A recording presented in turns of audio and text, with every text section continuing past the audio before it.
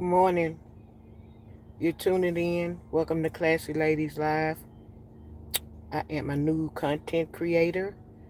I do have shorts and lives out. So if you pass by, view my station, please hit the like button. Consider subscribing to my channel. Hey, loving my grandsons, how you doing? Getting ready to ride to the doctor. Now, where this boy coming from? I ain't never seen him before. Let me watch him. He just look like you. Oh, okay. He coming from the next door neighbor, and the next door neighbor, I don't know them particular because they're I think they're renting or leasing. The house is for sale, so I don't know the guy. I usually speak to him when I see him, so I don't know what's really going on over there, but I do know my neighbors in my little area, but I don't particularly know him because I don't know if he work at night, but he be in the house most of the time, so I don't get a chance to really see him, but in passing. But some little young guy came out of there, so I headed to the doctor, and I just thought I'd get on here, chit chat with y'all. Hey Diamond D, hey ADHD. Nobody behind me, so I can speak.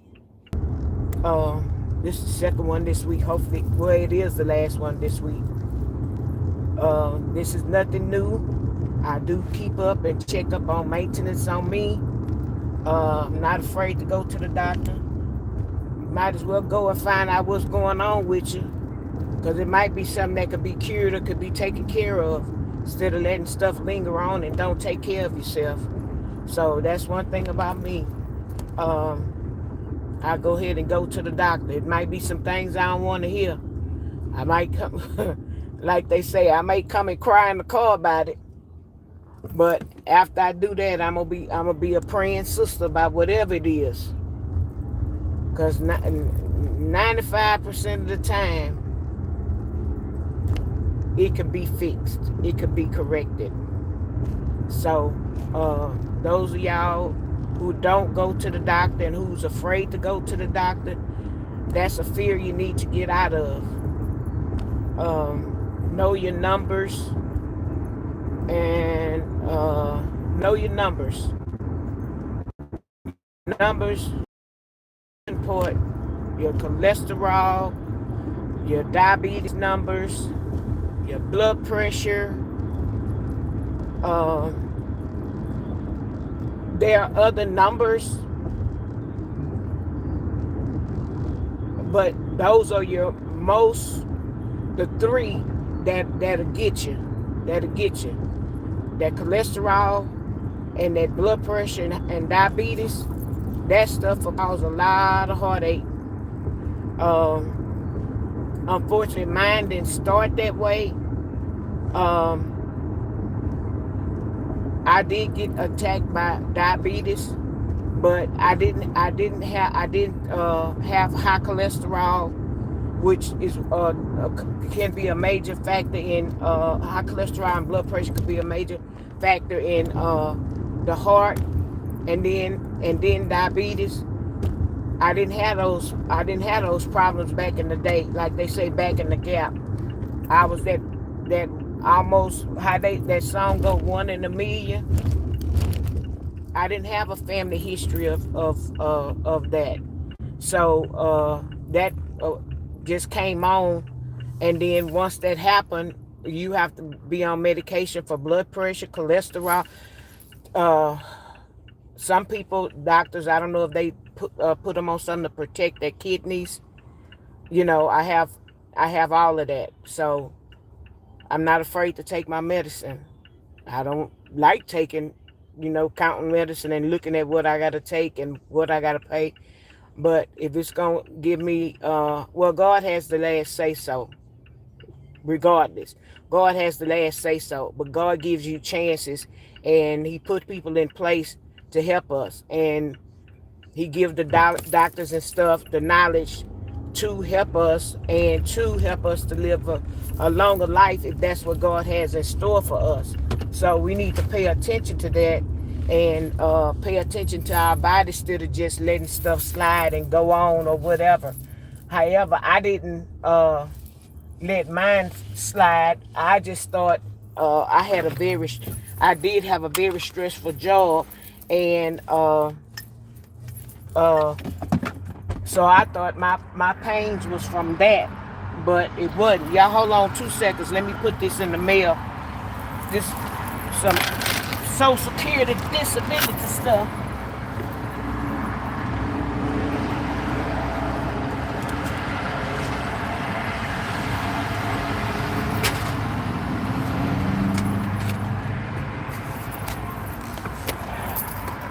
All right.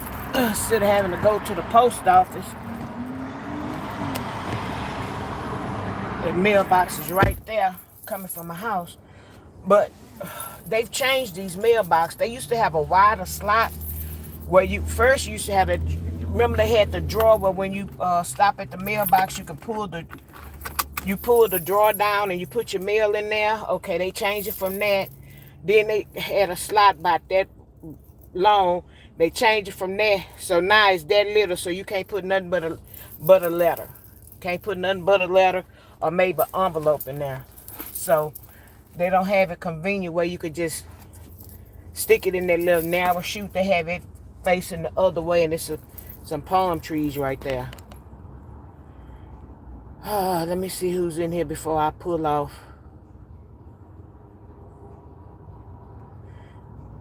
Hey, Marilyn, how you doing? Bama, how's that grandbaby doing?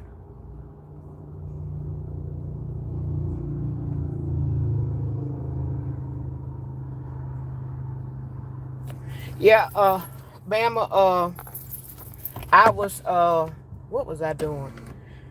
I actually, when I started feeling the pain, when I started, it was giving me a warning. I was actually exercising. I would walk in the afternoon.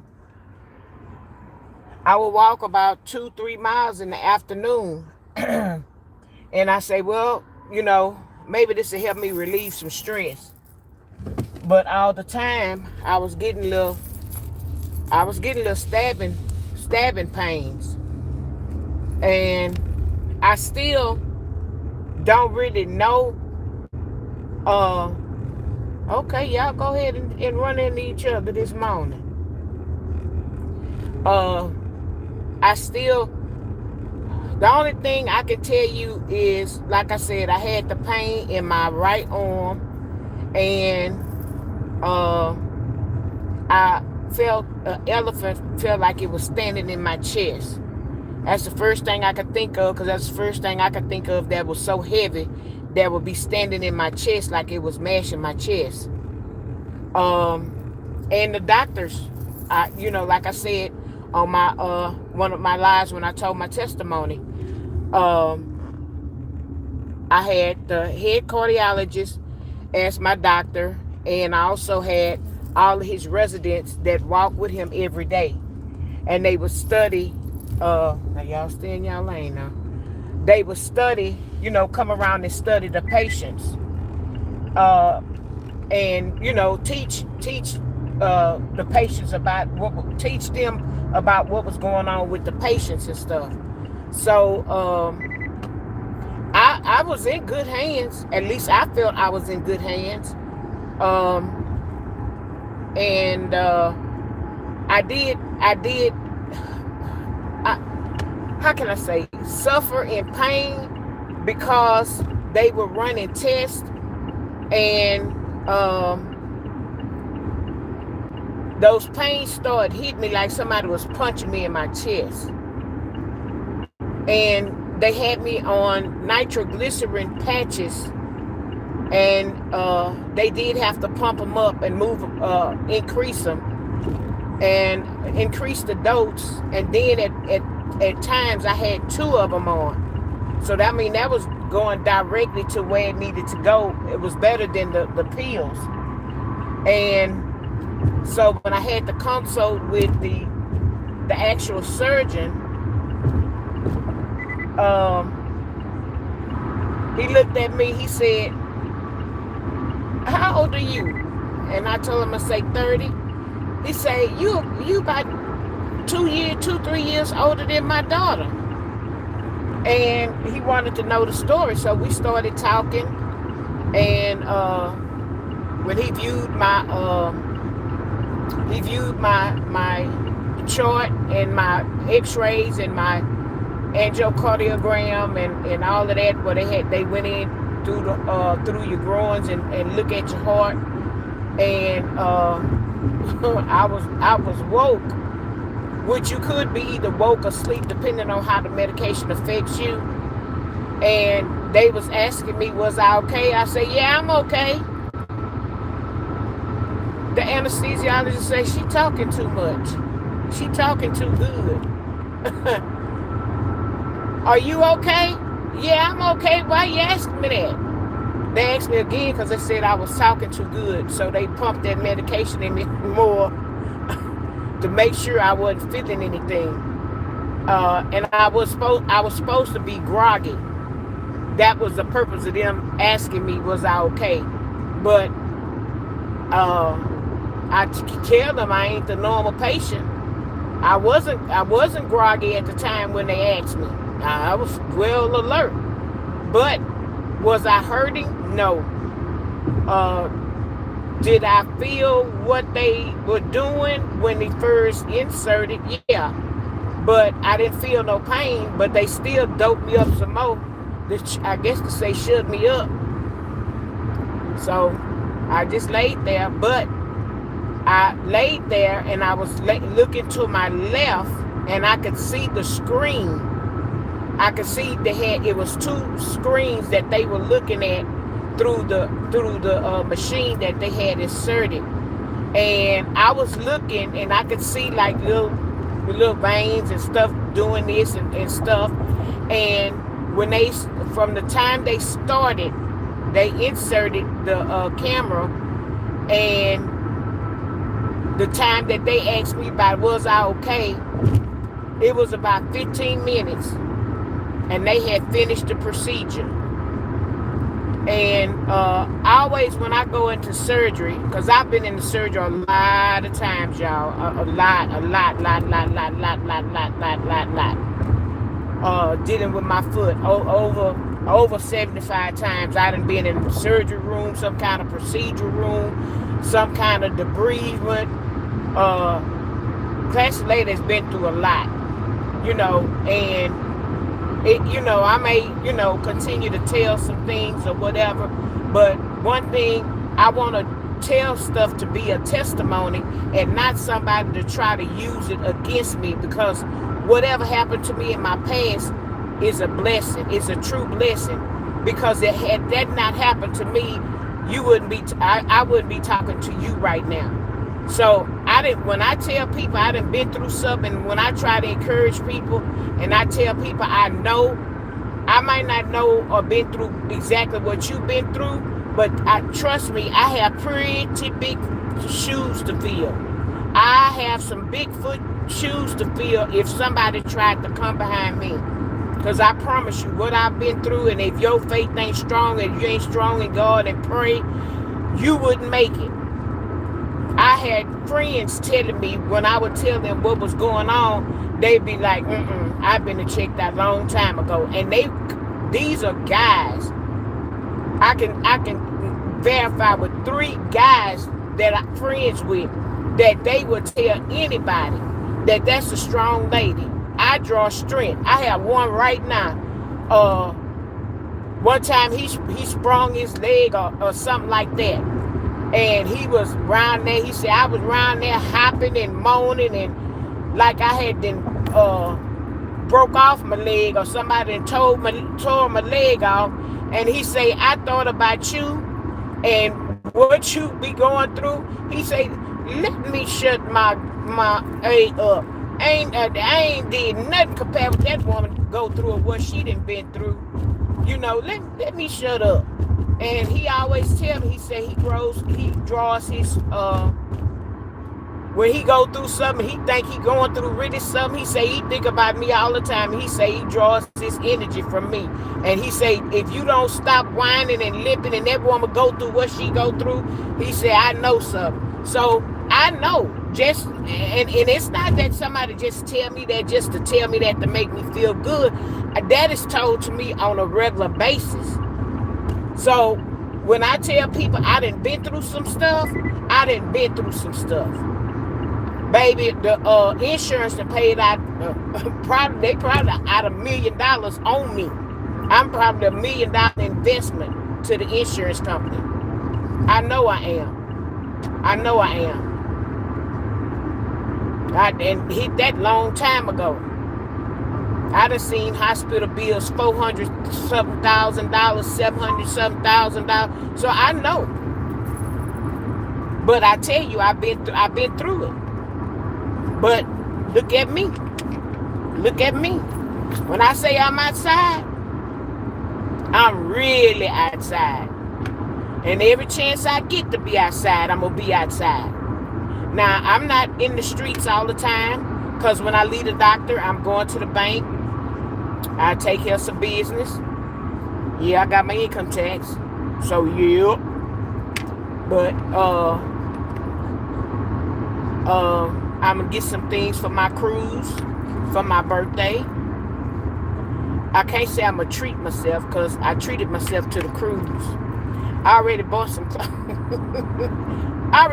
clothes. I already spent, but it's not cruise-worthy clothes. I want some nice flowy sundresses with, tropical colors, springy colors. So, yeah. So, I'll be sending out for order for that. But, like I said, when I was sitting there, laying there watching them do the procedure, and they came out within them 15 minutes, in my head, I'm too grown for myself. I think ahead. I already knew something was wrong when they came out in 15 minutes. Because if they saw something that they could put the stents in, they would have put them in.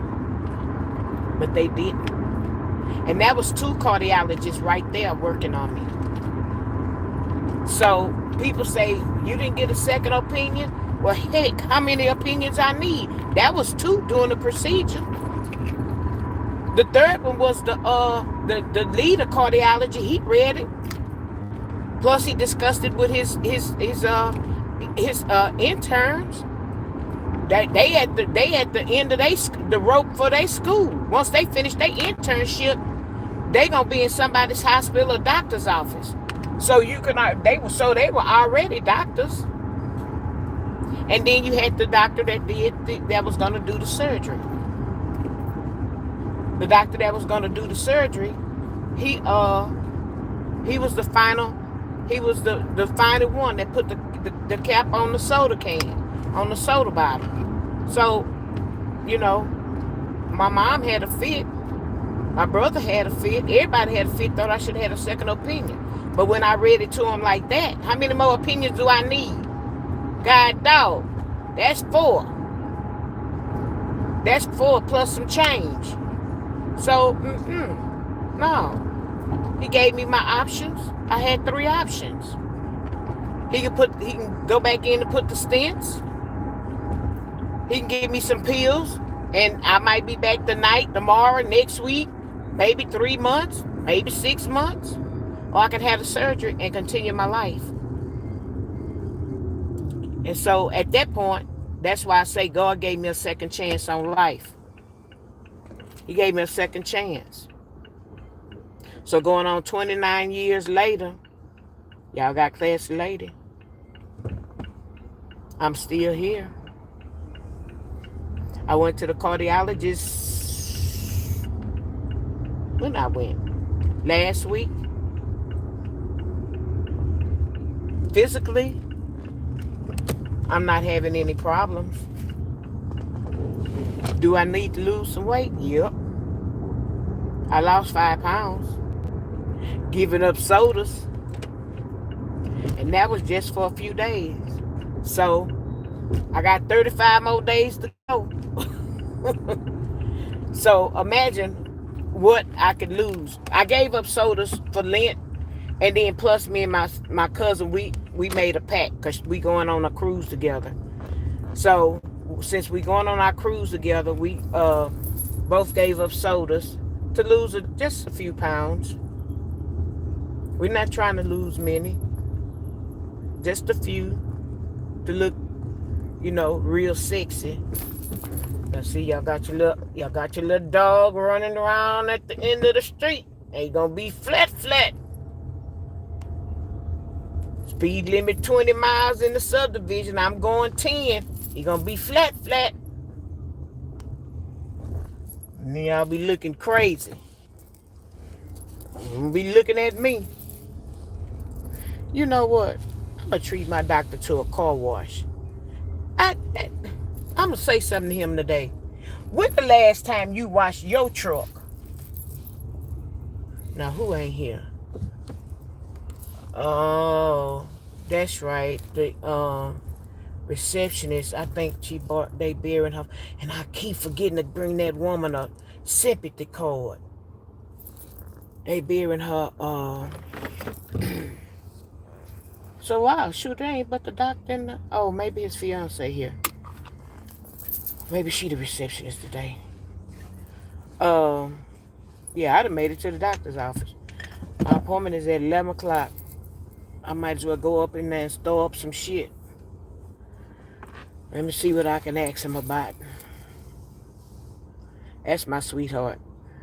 Me and that doctor been rolling for many years. He's like my little brother, really. He's about, what is he, 2 years younger than me?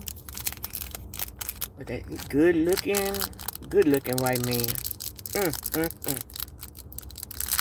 I'll be having some good looking doctors, especially if they men.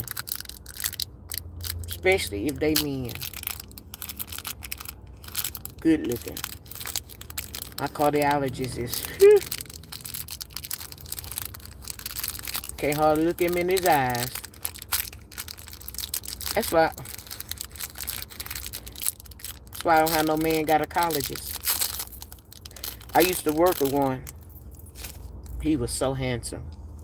But I don't have no man gynecologist. Fool around there and get you a good looking one. Been there's some you ain't had no business. Nah, I'll pass. Give me a female. We could talk, chop it up. Once you get from down there. Because some of them like to get down there and, now look where I done went from one thing to another. But some of them get down there and be wanting to talk. Now, come from down there and then we can talk. Shoot. Get from down there. They down there, I be like, You come from down there, then I talk.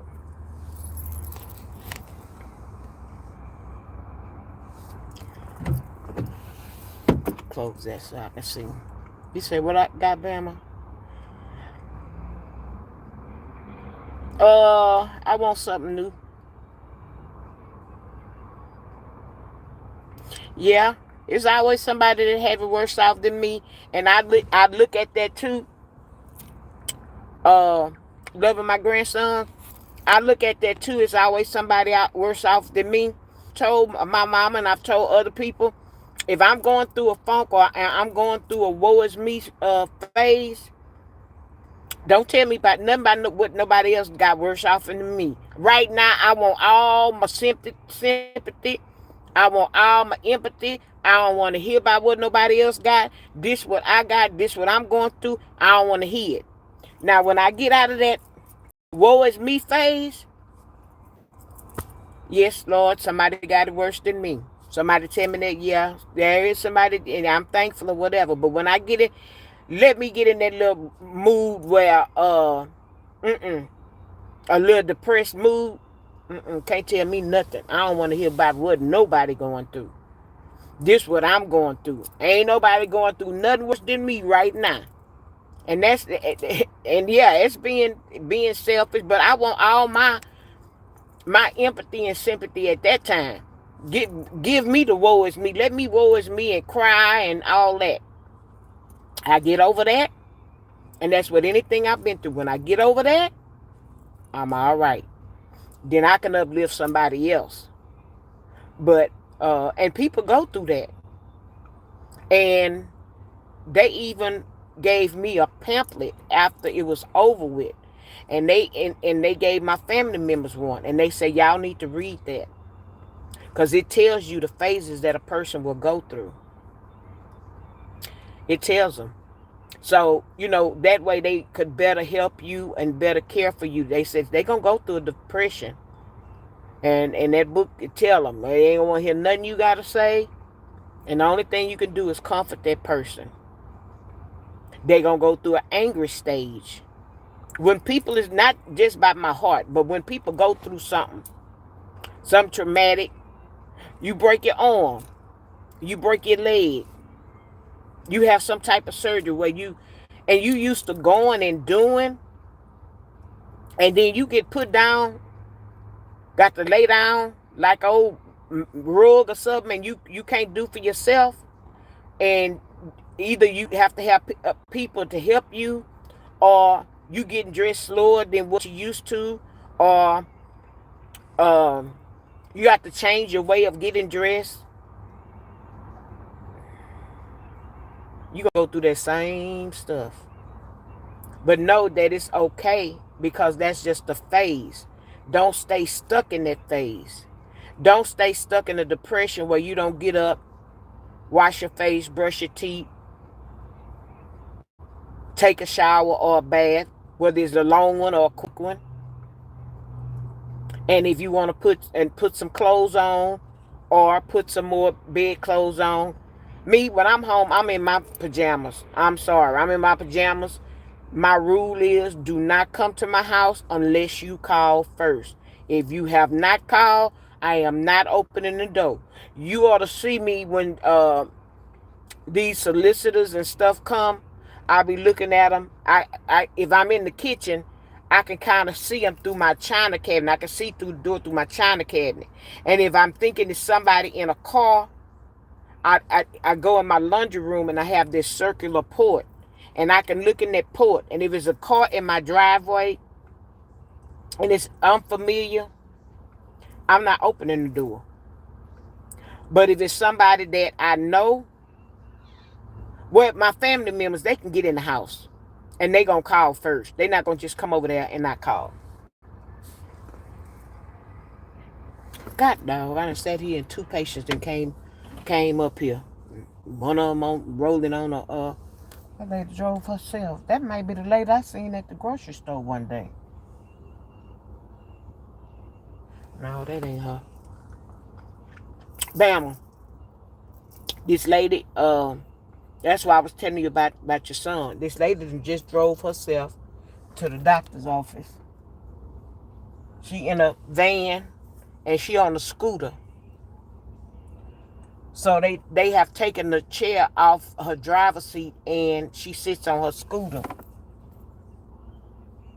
She got one seat in there, and she getting ready to get out of her van on the scooter, and she got a lift ramp. I hope she can control that ramp and don't run into my car. And she getting ready to come down the ramp. I don't want to show her.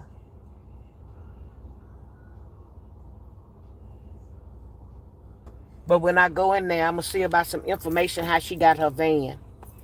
I'm going to check on that for you.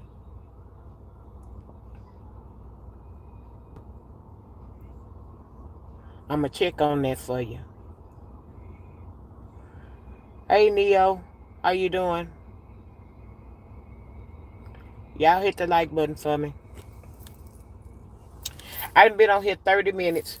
Let me get out and go sign my name on roll. Maybe they'll jump me before these other patients and I can get out of here. Because my appointment ain't actually till 11 o'clock. But I don't have much to do. And this lady look like she got to get her leg wrapped and all of that. Hey, Christina. The medical assistant just saw me. So she know I'm here. She know by my license plate that I'm here. So anyway, thank y'all for riding to the doctor with me. And I will check with y'all. I will check with y'all later. Hit the like button, subscribe to my channel, watch some of my lives and videos. I really appreciate it. I'm Classy Lady. Later.